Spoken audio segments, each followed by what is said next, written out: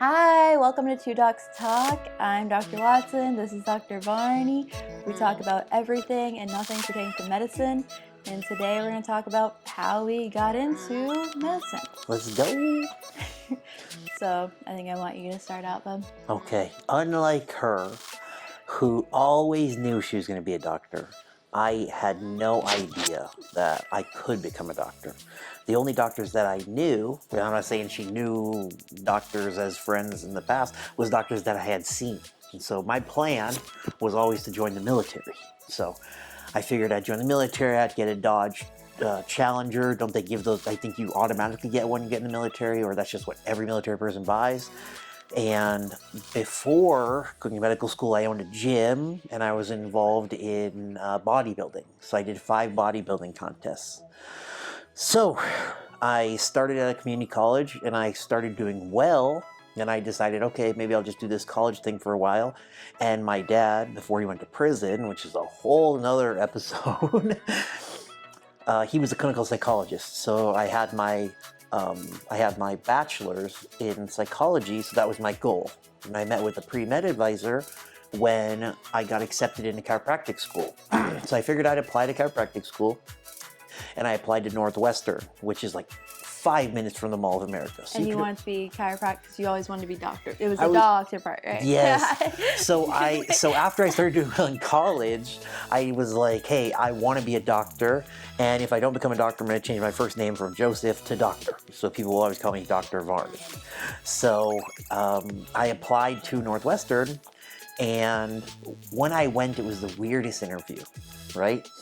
So I was bald because I was into bodybuilding. And I wore a purple shirt because that's my favorite color. And I had shoes that have the front flat. I don't know what you call those shoes because a lot of them are pointy, kind of going with the big toe, but these ones are flat. And the advisor there, or the admissions guy, he was a big, bald, black guy. And he had a purple shirt on, and he had the flat shoes like me, and he was wearing black pants, and I was wearing black pants. And I was like, wow, this I belong here. Right? And so the interview went well. They basically begged me to start there.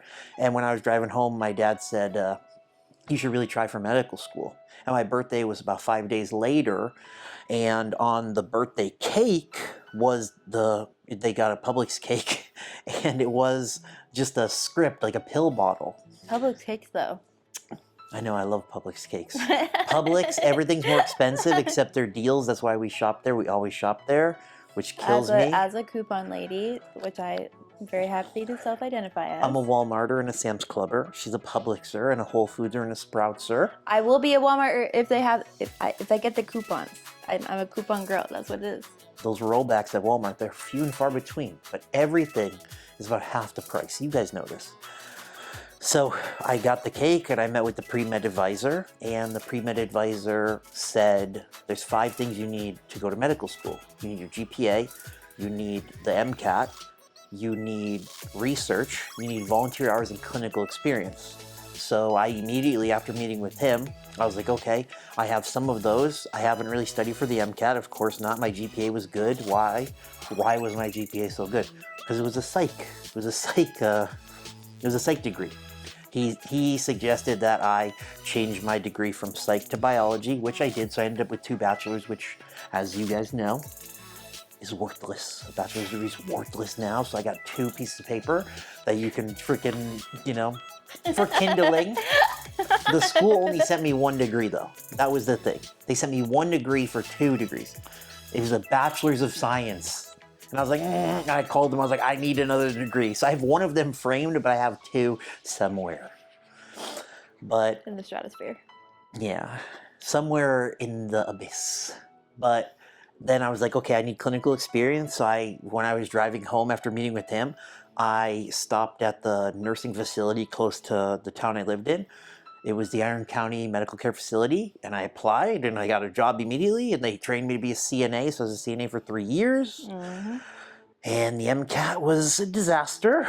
And then the second time it wasn't so bad, but the first time it was a disaster. I was working full time. I was delivering pizzas. I was my dad's administrative assistant. And then I was a CNA too, a night shift CNA. So with all the jobs and now switching degrees, so now I was in all the biology classes and all of that. wonderful organic chemistry, 1, 2, That we use biochemistry. every day of our entire lives now. Yes, and the labs, those labs We are twice a compound week. drugs as physicians, obviously. Yeah, all of the fun, you know. I'm not ashamed or sad or mad that I got my bachelor's in biology because for my master's in psych, because I did not do well the first time I took the MCAT, I was able to be a TA, and so that paid for my master's. Oh, So yeah. yeah, I mean, I TA'd extensively, and I was the coolest TA there. I mean, I don't know, because I'm the coolest ever, right? Easy peasy. So running those labs, those twice week labs and all that stuff. And yeah, before you know it, I met with I applied to American universities, right? That didn't go so successful. Got a couple offers from DO schools, but a doctor that I had shadowed said, "Oh, you don't want to be a DO," which looking back, a lot of people are DOs. They have the MBBS. MBB. Yep. So there's a lot of different people who can become physicians through different degrees. I didn't know that. It's beautiful. And so he said Michigan State University MDO program wouldn't be a good fit because you'll always be a DO, which is not true at all. Oh, no. So I applied to Caribbean medical schools and I applied to St. George, and St. George said, "Come on down." And then I applied to the American University of the Caribbean, which said, "If you could retake that MCAT, we'd really consider you." AUC. Yeah, the best. St. Martin. I mean, I don't know. It's cool. Plus, it has the American in the name, you know, even though it's a Caribbean medical school, it sounds like you went in the States. Even though I am an IMG graduate, which I love and I'm proud of, I got to live in paradise for 2 years. Not really 2 years because COVID happened and they kind of like evacuated the island, but yeah, so I got an interview with them and I cried with the lady in the interview. And her name was Jessica.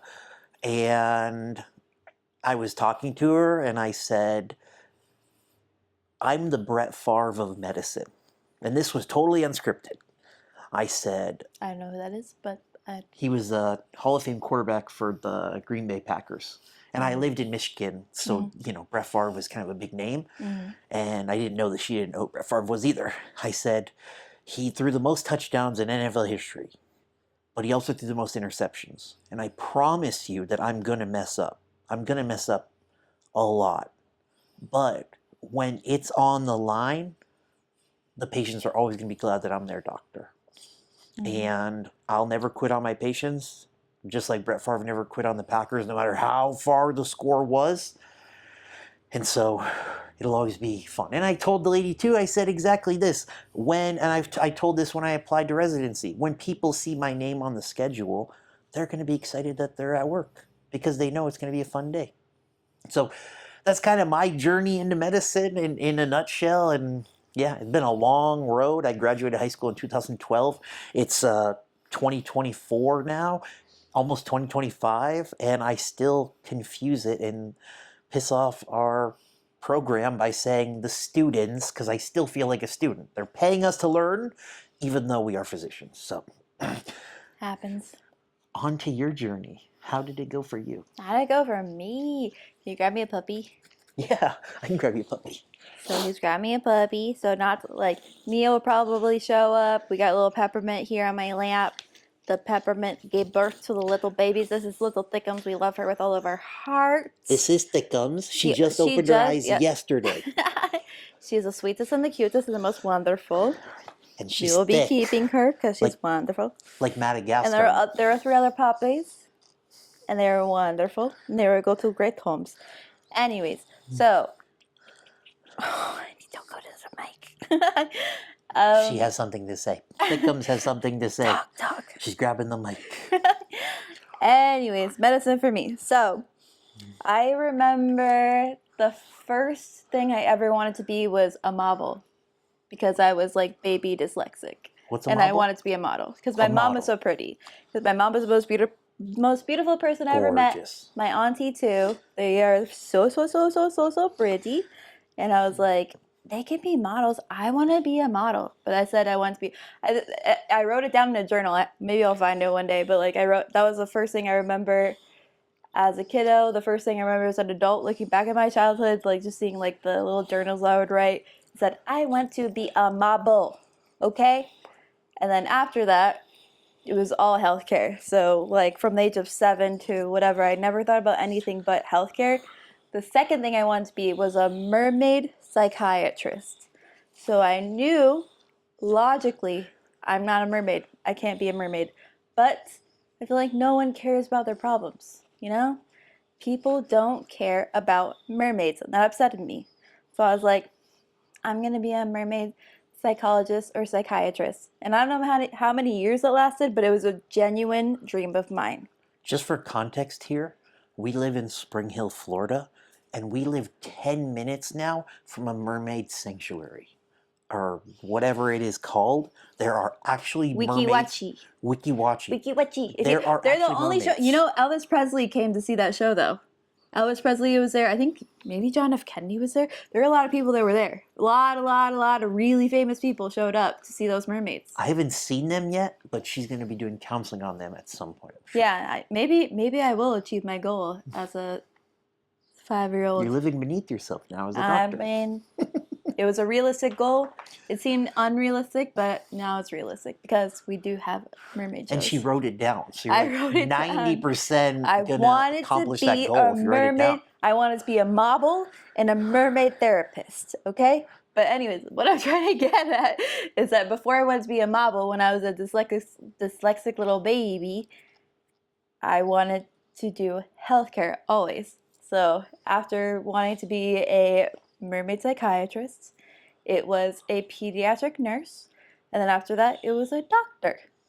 And then it was solidified in a very, not very sad way, but relatively sad way. Just whenever my mom overdosed on my lap, I remember like stroking her hair, and I remember moving her to the bed and just feeling so helpless. Like I was so helpless. And I always wanted to get into healthcare. And I never wanted to feel helpless again. So it just felt like a perfect combination of when I, like that age, it was my 13th birthday. So my 13th birthday was when I solidified, I will be a doctor. This will not happen to me again. Because it was so traumatizing and so, like, I felt like there were only 2 roads at that point. It was either I numb the pain with the same things that everyone else in my family did, or I just claim all control. Claiming all control to me was becoming a physician. Being the person that would save her. Because I couldn't in that moment.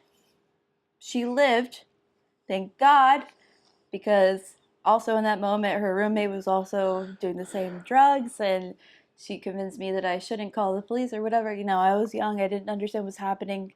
I didn't think she was breathing or anything. Luckily she came back, whatever. So thank God she lived after that. And then I decided, okay, I'm never going to feel those same things that I felt. I'm never going to feel like I can't do anything. I'm just here experiencing something awful. I'm going to be the person that helps. I'm going to be the person that saves someone, or at least can understand what's going on in a capacity that I know when to stop or go, basically. So, 13, decided that. Went to high school, and then decided I wanted to go faster, basically. So I went to College Academy at 16. So I took the PERT. I don't know if anyone knows what PERT is, but in Florida, it was something that just decides that you're okay to go to college when you're not supposed to college because you're too young. So 16, took that, got into College Academy, graduated high school with my associate's degree because I went to Broward College full-time and high school full-time. Then I went to UCF, and at UCF, I chose UCF because I felt like no one was that into being a doctor, which I know is a funny thing to say, but it felt like, because I got accepted to UF, which is the more prestigious school, whatever, but I was like, I feel like everyone's trying to be a doctor there.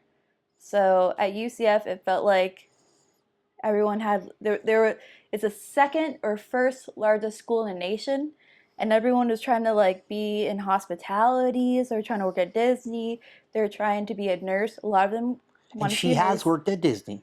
She's worked at Disney too. I was a lifeguard. It was really fun. Actually, being a lifeguard was really intense. I can only imagine. One of my most intense jobs. Like you had to. So like the rule was.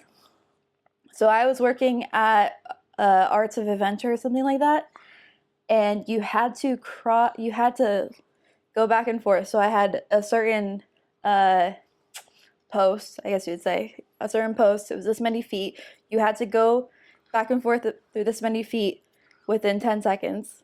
So it was a lot of steps. It was good. That was good. That was good.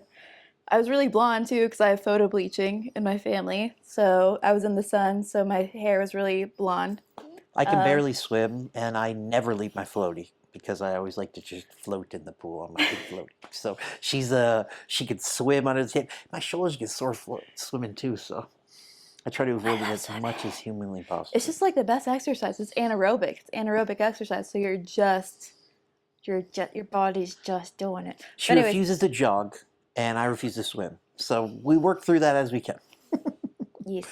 But back to when you went to school. So you went to Broward. So you went to community college, which is cool because I also went to community college. She went to community college, I went to community college. And every single person that went to medical school in front of me, they acted like that was the kiss of death. You've seen The Godfather when he grabs that guy and he kisses him? I always thought that scene was weird. The guy takes off running, and I'm like, what?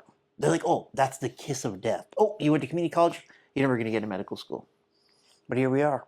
So I highly suggest that. So you went to community college. You had your bachelor, you had your associates before you went to high school, or before you went to college. Before I went to college, yeah. I took 2 hours of welding and 2 hours of multimedia my senior year, and I took no college credits. No college credits. I could weld anything right now. That's so cool. But I had no college degree. Who knows how to weld nowadays? We don't think about, like, what's it called? Conventional? What's it called when you don't go to college? Locational? Vocational? Vocational, yeah. Vocational. That sounds different, but I feel like, yeah, that's it. But yeah, no one does that. No. No one cares to be a welder. They got machines that do it now. But if you need a trailer, listen, I'll put my information in the comments. A trailer? You need it, welded up for you. You need a hitch put on your truck. Listen, I'm telling you, after I see all my patients, I'll come through and I'll weld it up for you. So what college did you go to for your bachelor's? For my bachelor's, okay, so it was a university, UCF, come on, stop calling it college. Because it was Broward College that I went to. I got my... Silly me, I thought all of them after high school was college, but... There's a difference. There's a big difference. I went to Northern Michigan University, right? And she went to UCF. University of Central Florida, yeah. So I went there because... it felt like there was less competition, I feel like, which is why I felt like I could like get a lot more opportunities. So I felt like UF, everyone was like, yeah, I'm gonna be a doctor, or whatever. And like it was funny because I got accepted before everyone else, because it was like whenever we were getting into college, everyone in my high school was trying to compare. And then I remember I only applied because I thought the essay would be fun to write. It was like, who would you be? Would you be the anti-hero or the hero? And that intrigued me. So I just wrote like a long essay about being the anti-hero. It's like, yeah, because you come into your own and la la la. So that's the only reason I applied to UF.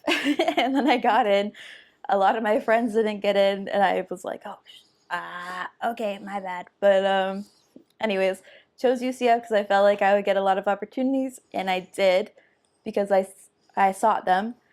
So I immediately was like, okay, what can I do as like a healthcare professional? What can I do? Lifeguard felt like the big, because I don't think I was 18, but I hadn't had my CNA license yet. So. But you became a CNA. I did. So you did have clinical hours. Before you were, okay, cool. Yeah. She had all 5. So as soon as I got to UCF, basically, I was like, I'm going to apply to being a lifeguard. And I was like, oh my gosh, Disney's a thing. So I applied to Disney. And again, that's how. And the Disney thing was really intense too, which I loved. You had to do at least 2 hours of advanced life resuscitation. You had to do every month. You had to do, so what they would do, they'd be really sneaky. Someone who was testing you, I don't know how often they did it, but I know someone that got fired because of it. So they would take like a black silhouette that looked like a person. So Like a dummy or mannequin or what? No, just like a flap, or like almost like a cardboard silhouette, Okay. but like flappy. I don't know, like it meant to be in the water. Okay. So they take a silhouette of a person, kind of like Peter Pan in his shadow. Okay. Basically, Peter Pan's shadow. That's what they would do. They would take that and they'd be really sneaky about it. It would be a professional, I don't know what they were, I guess lifeguard regulator, whatever. They would take that and they would hold it behind them, and then they would drop it on the floor. And then if you didn't see that within 10 seconds, so you're just on a regular shift, you're just doing your thing. And I remember every day I would have to walk back and forth like, because your post, I wasn't the cute little lifeguard that got to sit on that giant stand. I was a lifeguard that had to walk back and forth in my one little post over and over again. And if you didn't see that silhouette like Peter Pan looking thing within 10 seconds, you got fired. If you saw it within 10 seconds, but you didn't get to it within 20 seconds, you would get fired. Wow. So you had to make sure that you got that. So, I mean, I appreciate it. I honestly, I really am happy that I had that experience. It was while I had really difficult classes, to me it felt like, because I was living on campus. So I never lived on campus. Yeah. I bought my first home at 20, never lived on campus. I lived on campus for one semester. So it seemed I'd be in too much trouble. I'd be running through it. I paid for 2 semesters and I left because I was like, nah, I'm not doing this. Because they kept accusing us of having weed or some shit. And we were so not that. The TA just had it after us. I don't know. But paid for 2 years. You guys believe that? I wish I was cooler, to be honest. I didn't. I believe it this much. I was pretty lame. What's your bachelor's in? Interdisciplinary studies. Interdisciplinary studies. It's made up. When I met with my advisor, he said, you have to have a bachelor's degree to go to medical school. And then I learned, or you have to have a bachelor's degree in biology to go to medical school. And then, sadly, R.I.P. homie, he was doing chin-ups, had a heart attack, and died. And so the new advisor I was never able to meet with, and so he told me that when I almost had my bachelor's in psychology, and then I switched it to biology, so I have a bachelor's in behavioral analysis, and I have a bachelor's in biology with emphasis in physiology. It took me an extra year to get 2 worthless pieces of paper that I don't even hang up. Yeah, that's hard. Advisors, man. My advisor, I just ignored everything they said because I would have been in university for at least 2 more years, at least. College for 2 more years, at least. University. So, then where did you go to medical school? Ross. Why'd you go to Ross? I went to Ross because I didn't want to wait. So I just graduated, and my aunt passed, which she was kind of like my sister, and I felt like if I didn't throw myself into something, I would be very depressed. And I was already contacting Ross because I had choked for the MCAT. It wasn't that I didn't know things. Well, I mean, I didn't know things because I didn't take half of the courses you were supposed to take. I didn't take anatomy. I didn't take, what was the one? It was like chemical physics. I don't know. It was something, whatever the requirements I usually take for med school, I didn't take because I was interdisciplinary studies, which is basically a made-up degree. But you took Orgo 1, 2, and Biochem, right? After. After what? I took it after I took Physics 2 and Orgo 2 after I got accepted. It was really weird. They were like, you have to take these things. But you never took Biochem? I don't think I took Biochem. Oh my gosh. Biochem was the hardest class of my life. And I had just survived organic chemistry 2. Mm-hmm. When I say just survived, I mean it almost killed me. And for no reason. And this professor, he was ruthless. There was no partial credit on answers. If you didn't draw the thing right and draw what it plussed and minused and then draw what it came to, 0%.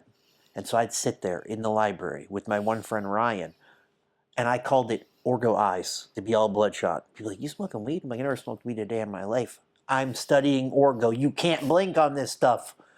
And he had a chalkboard. You know the chalkboards where you roll them up and you roll it down? He'd be writing, he'd slam it up, and he'd be writing on the other chalkboard. He'd slam it down, start erasing stuff. I'm like, oh my gosh. Then I was like, yo, I survived Orgo 1 and 2. Biochem's going to be a breeze because I already know Orgo. And then this little lady, there's only 20 of us in the class. She was ruthless. Now, we have a pretty hard program director now, and I will say he is gentle compared to the biochemistry teacher. Very, very gentle and kind. He's a kind man compared to her because she, I don't know, man, how I got out of that classes. I am thankful that I took so many psych classes because there were a lot of writing and reading and that kind of stuff, and I like writing and reading for my GPA because otherwise my GPA would be garbaggio if we only did it on the bio classes. So, Sweetie. Yeah. As far as that goes too, getting into medical school, absolutely painstaking process, totally worth it. If you're thinking about going to medical school, I would highly suggest it. They say at some point you're going to make this great money. You're going to be so rich and, oh my gosh. Some people say you'll never be rich, you'll always be a good provider. It's like, oh, you'll never be rich, you'll be a good provider, but never rich. But someday it's coming, I still feel it. And we have what? We have about 600 days before we're in attending money. She wants to do Palm Crit. She wants to do Palm Crit, so she wants to deal with people who are real, real sick and dying. Mm-hmm. I want to be a clinician. I want to have my patients, give them a big hug when I see them. How you doing? Why is your blood pressure high today? Kind of run through that stuff, managing diabetes, hypertension, all that in my outpatient setting. She wants to be intubating and doing procedures, which I think is, we'll have a whole other video on the procedures. I cannot stand them. She lives for them. I have pawned off many to her. And yeah. Mm-hmm. If you guys have any questions, put it in the comments below. This is Dr. Watson, the host, me as the jester here. And yeah, signing off. Love you guys.